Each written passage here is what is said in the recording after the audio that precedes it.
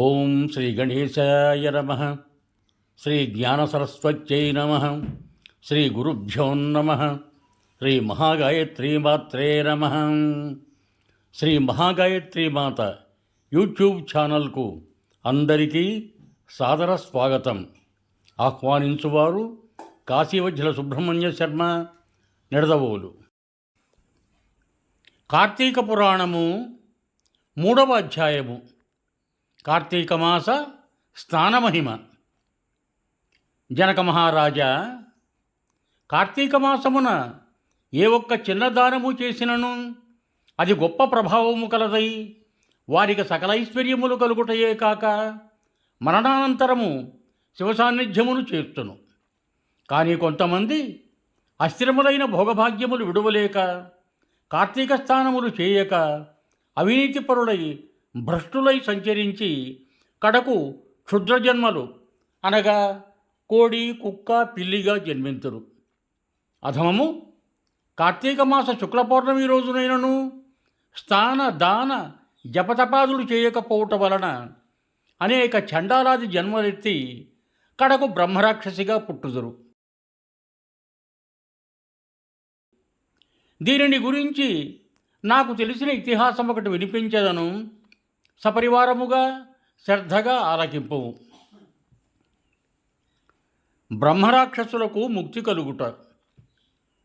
ఈ భరతఖండమందరి దక్షిణ ప్రాంతమున ఒకానొక గ్రామములో మహావిద్వాంసుడు, తపశ్శాలి, జ్ఞానశాలి, సత్యవాక్య పరిపాలకుడు అగు తత్వనిష్ఠుడు అను బ్రాహ్మణుడొకడుండెను.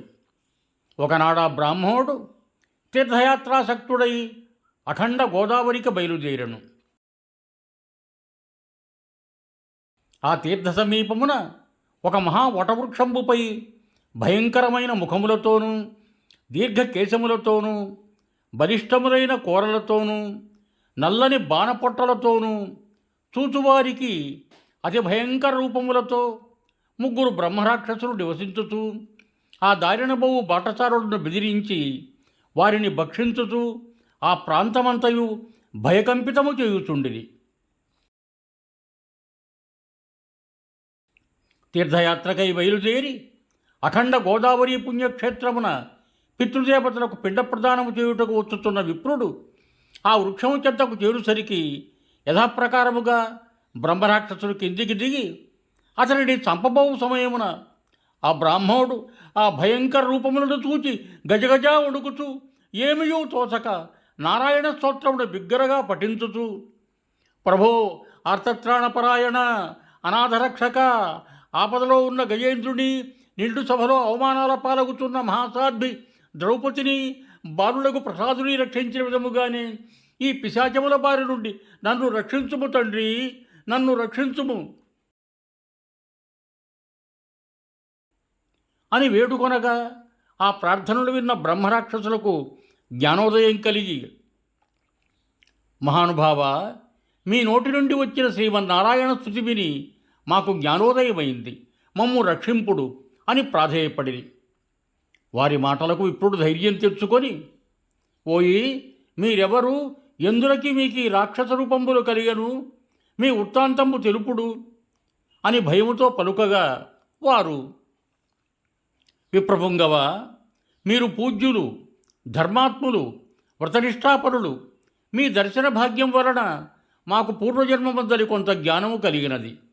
ఇక నుండి మీకు మా వలన ఏ ఆపద కలుగదు అని అభయమిచ్చి అందొక బ్రహ్మరాక్షసుడు తన వృత్తాంతమును ఈ విధముగా చెప్పసాగాను. నాది ద్రావిడ దేశం, బ్రాహ్మణుడను. నేను మహాపండితుడనని గర్వము కలవాడనై ఉంటిని. న్యాయాన్యాయ విచక్షణలు మాని పశువుల ప్రవర్తించి తిని బాటసారుల వద్ద, అమాయకపు గ్రామస్తుల వద్ద దౌర్జన్యంగా ధనము లాగుకొనుచు దుర్వ్యసనాలతో భార్యాపుత్రాదులను సుఖపెట్టక పండితులను అవమానపరచుచూ లుబ్ధుడనై లోకకంటకుడిగా ఉంటిని.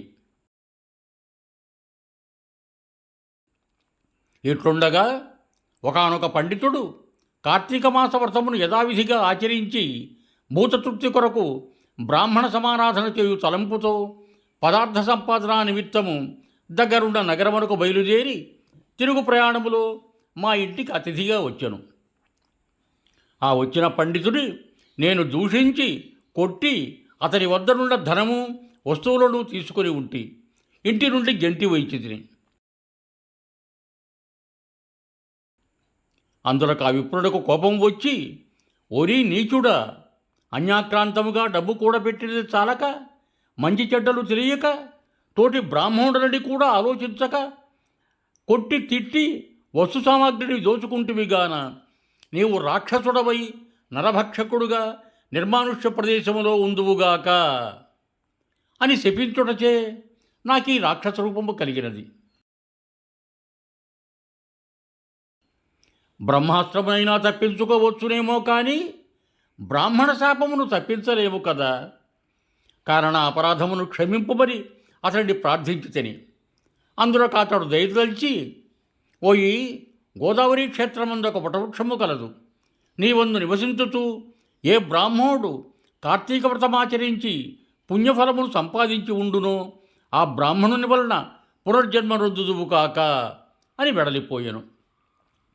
ఆనాటి నుండి నేను ఈ రాక్షస రూపమున నరభక్షణము చేయుచుంటిని. కానవో విప్రోత్తమ, నన్ను నా కుటుంబము వారిని రక్షింపుమని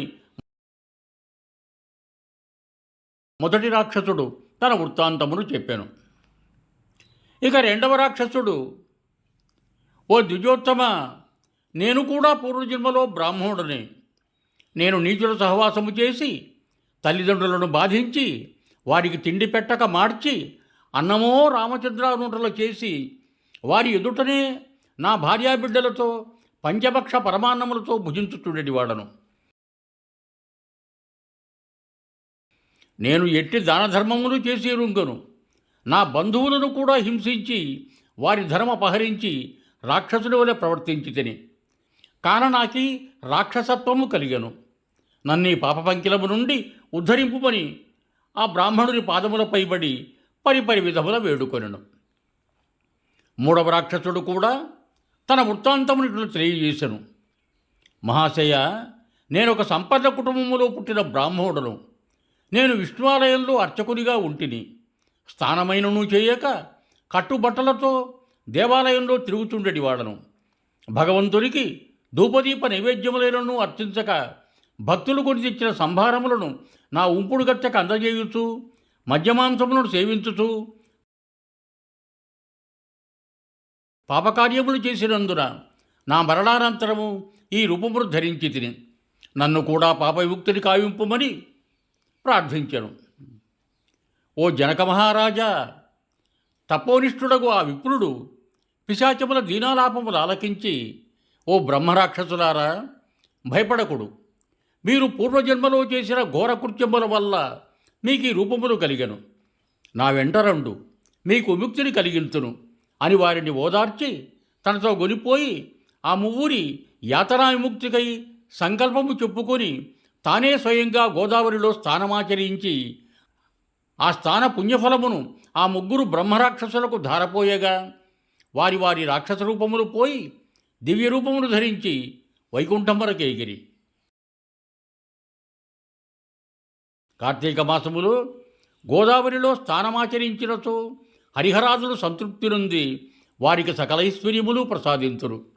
అందువలన ఎంత ప్రయత్నించైనా సరే కార్తీక స్నానాలు ఆచరించాలి. ఇట్లు స్కాంధ పురాణాంతర్గత వశిష్ఠ ప్రోక్త కార్తీక మహత్యమందలి 3వ అధ్యాయం 3వ రోజు పారాయణం సమాప్తం. యువం భూయాత్ సర్వే జనా సుఖినో భవంతు. ధన్యవాదములు. మీకు నా ఈ వీడియో నచ్చినట్టయితే దయచేసి ఒక లైక్ కొట్టి మీ బంధుమిత్రులకు కూడా నా ఈ వీడియోను షేర్ చేయగలరు. అదేవిధంగా నా ఛానల్ శ్రీ మహాగాయత్రీమాత యూట్యూబ్ ఛానల్ను సబ్స్క్రైబ్ చేయ ప్రార్థన.